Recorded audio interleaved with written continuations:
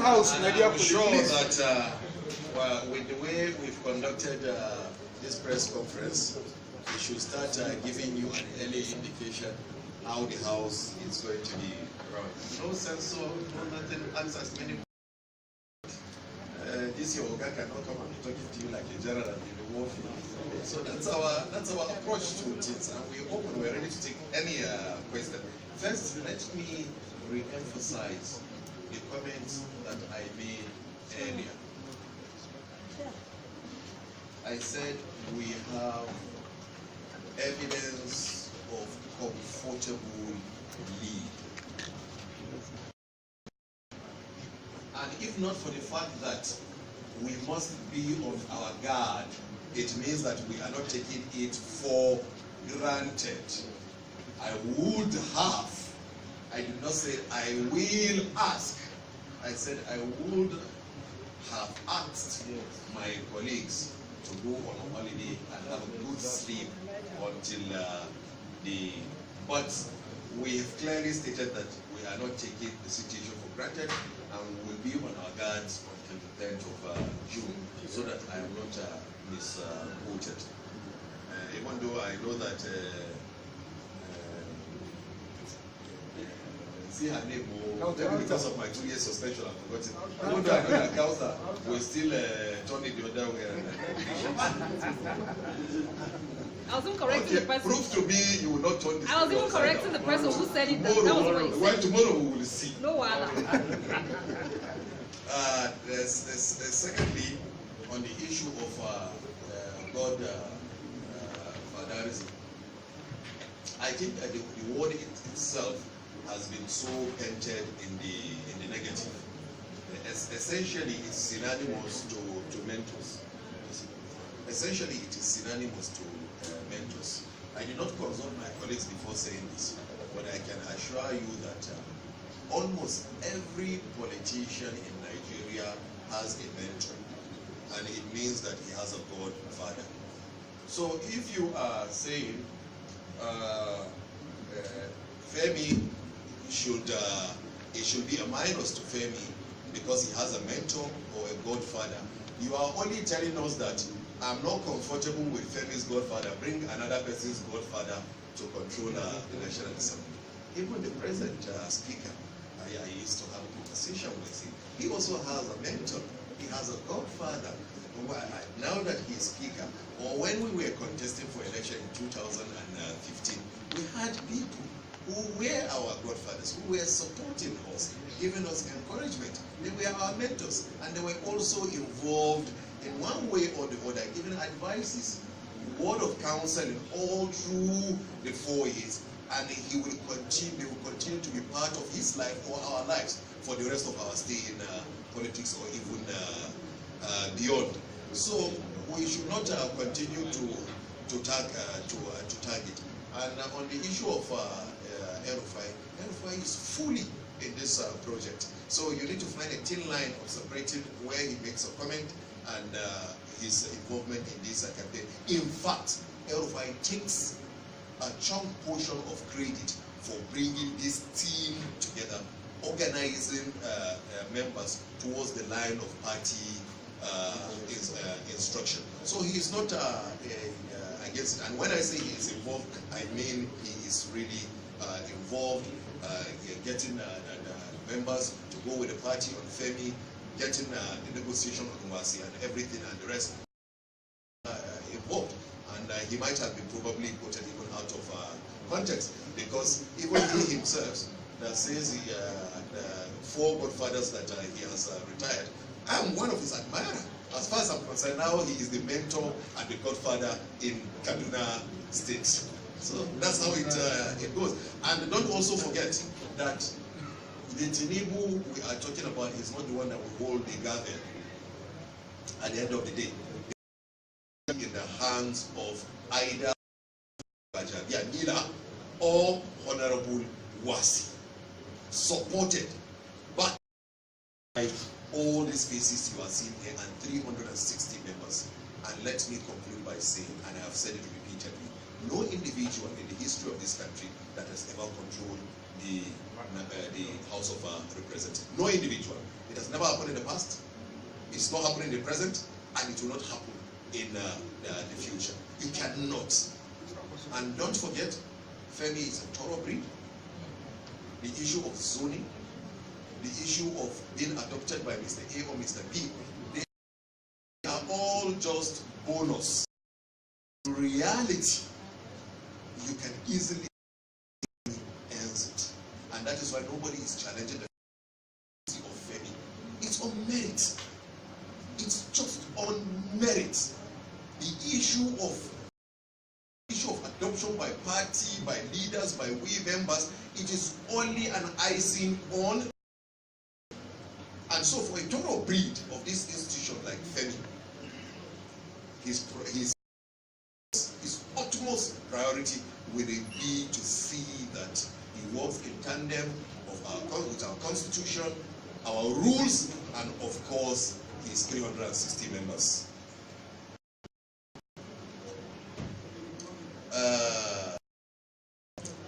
Someone asked a question that we're talking about. We had 178 members, and today we are saying we are consulting Gbaja more. And I think this statement itself is an answer to itself. We've said we have the number, but we are not going to let our guide. So when you take a situation for granted, what does that mean? It's like when you wash your clothes and you are sure it's clean. And you said before the day you are going to present it to the public, you don't want it to be dirty. So what you try to do is every day you go through it again, you wash it. Every day you go through it again, you wash it. That's essentially what we are doing. Trying to know that those who are not already in, those who are in will not go out. That is what it means by standing on your guards. On the 178 numbers is fact. Nobody has disputed it. Is essentially an adoption by the members. Just note it, the 178 is only even the new members, not even across the parties and across the parties, not even the old membership. Now, a member of the court asked the question of a Muslim ticket, and just even before we started this, we were having a conversation with a senior colleague of mine whom I hold in high esteem. And he was even giving me some parliamentary history that you can take it. There's been a precedence, even in our rules in the parliament, where there is no law, precedence takes effect. So there is even precedence. And he wanted to take me back to the pre-independence, to the post-independence. But I said, no, bring it closer. So he took it from the Second Republic, where Joseph Wyers was the Senate President, and of course, and was of course the Speaker. 1903, Joseph Wyers was the Senate President, and Benjamin Chaha was the Speaker. That's a beautiful assembly. You have senior colleagues and the rest that can always guide you. No, of course, I'm going to come to that. Of course, you've not forgotten that Bankole and Nafada, of course, that time I'm grown up enough to know what's happening. They were Speaker and Deputy Speaker right in this chamber. Then in the 7th Assembly, David Mark was the Senate President. Ike Romadu, a Christian, was the Deputy Senate President. Victor was a Christian, was the majority leader. So the point we are trying to make here is that in the national, we do not make decisions on narrow issues of ethnic or religious consideration. As a scientific consideration was based our consideration on merit and what will be good for the institution of the House of Representatives and the National Assembly. And I'm very sure it's not going to be a problem. Then also on the issue of equity, of course we've stated it, and this is very important, gentlemen of the press. 6 zones are going to be represented, so there is no marginalization. The Southwest is going to have the speakership. The North Central is going to have the deputy speaker. So we will be left with the leader of the house, the deputy leader of the house, the whip, and the deputy chief whip of the house, which will go to the south, the northwest, and the northeast. And the same balancing will be done at the level of the Senate. So I think you all also have a responsibility to the country to support this process and wipe out the misinformation that is going on, that one zone is going to be marginalized or another zone is going to be marginalized. Maybe they want more, and mark our word, their argument, it's valid, but there's a superior argument. And so all of them, we are talking to them, and we are sure that they will see reason, and the reasons can come on a vote. The issue somebody talked about game changer. There's nothing special about me, and repeatedly my contribution to 2015 is over, and even my contribution to this particular campaign is over exaggerated. You could even have members who are doing far more than myself at the moment, and I mean it. There are people who are even working more than myself. I just only happen to be a coordinating instrument. Maybe I have one or two special skills to be able to bring people together. But again, it's a case of people all doing the work, and we just come together, bring together what they've done, and show to the world. But maybe, perhaps, maybe I'm lucky. Napoleon Bonaparte once said that he wants generals, but he wants lucky generals. I hope and I pray that the luck I've carried all through my life will also manifest on the 10th of June. Essentially, why people are going around Femi, as the gentleman asked the question, is because of his acceptability.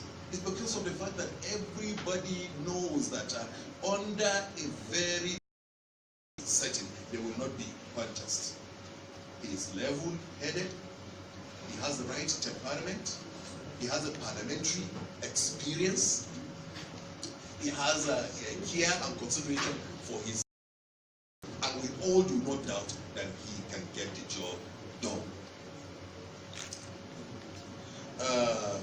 On the issue of those who have made commitments to vote, which we are basing our analysis on, and the people who, you can understand, when you say write and send in, it is no compulsion, there's no coercion.